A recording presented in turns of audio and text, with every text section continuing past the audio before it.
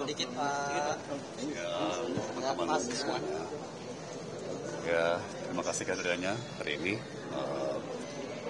Pertama, saya sangat mengapresiasi pernyataan Pak Rahmat Gobel, ya, pendahulu saya sebagai Menteri Perdagangan, ya, bahwa impor yang saya lakukan, yaitu impor gula mentah untuk diolah jadi gula putih itu boleh-boleh saja, ya, sah-sah saja. Ya.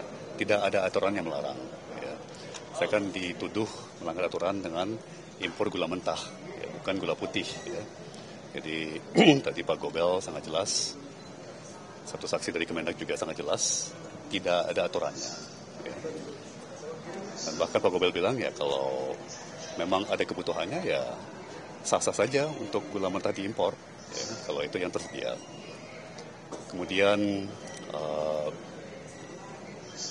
tadi saya tertarik, jaksa penuntut mengatakan ya kalau tidak ada aturannya, ya, itu berindikasi tindakan tidak layak, meskipun tidak melanggar hukum.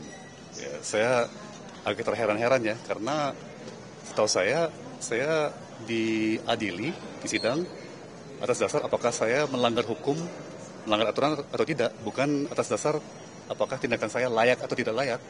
Setahu saya KUHAP ya, atau dalam undang-undang pidana ya, itu orang tidak boleh dihukum kalau aturannya tidak ada. Ya, jadi tadi jelas disampaikan oleh Pak Gobel dan saksi dari Kemendag yang lain bahwa aturannya tidak ada, tidak diatur, ya, maka boleh-boleh saja. Ya. Kemudian jaksa penuntut bilang ya itu kan mungkin tindakan tidak layak, tapi yang menjadi dasar pertimbangan kita kan di sidang adalah ini melanggar aturan atau tidak melanggar aturan, bukan layak tidak layak, gitu ya. Jadi menarik tadi saya kira. Kedua, tadi, oh ya, kalau ada yang mau ditanyakan mungkin. Pak Tom, berarti penegasan sejauh ini dari keterangan dua saksi tersebut, ini artinya Pak Tom menilai bahwa ini keterangan meringankan Anda? Menurut saya sih begitu. Saya kira sangat jelas ya bahwa semua dilakukan sesuai aturan, ya. Dan tadi juga kita perjelas bahwa pertama Rakor Menko Ekonomi bukan punya fungsi dan tanggung jawab untuk menentukan jumlah impor, ya. Itu adalah fungsi dan tugas Menteri Perdagangan. Meskipun demikian, dalam risalah Rakortas itu jelas dicantumkan, diperkirakan ya total gula yang akan perlu diimpor itu di kisaran 1,4 juta ton. Ya, itu sangat-sangat jelas tertera di dalam risalah Rakortas Menko Ekonomi di Desember 2012. Pak, ada mungkin tanggapan tadi salah satu saksi Pak Rahmat Gobel ditegur karena sering menjawab tidak tahu dan lupa. Tanggapan Anda? Saya kira sangat bisa dimaklumi ya, karena ini peristiwa 9,5 tahun yang lalu, ya 10 tahun yang lalu. Ya, jadi terus terang aja kami semua sudah kurang ingat ya. Jadi kita menjawabnya atas dasar dokumen, fakta dan data ya. Keterangannya itu membuat Anda menjadi meringankan atau memberatkan buat kubu Anda? Saya kira setahu saya dalam prosedur persidangannya, memang kalau seorang saksi itu tidak ingat atau tidak tahu, dia sebaiknya jawab tidak ingat atau tidak tahu. Ya, jadi jangan ngarang-ngarang. Ya.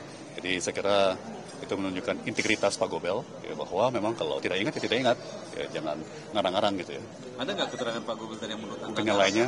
Pak, terkait surat ke Inkopkat di tahun 2015, gitu. Kan di zaman Pak Gobel itu udah ada surat dilayangkan gitu. Mungkin Pak Tom bisa jelaskan.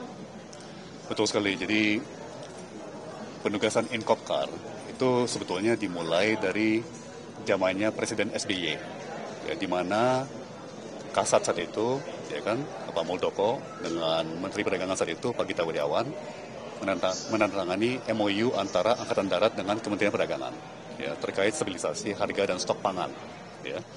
Nah itu ditindaklanjuti zamannya Pak Rahmat Gobel, di mana ada penugasan kepada Inkopkar, ya, Induk Koperasi Kartika, koperasinya Angkatan Darat, yang bekerja sama dengan pabrik gula rafinasi, ya, industri gula rafinasi swasta, ya, untuk operasi pasar.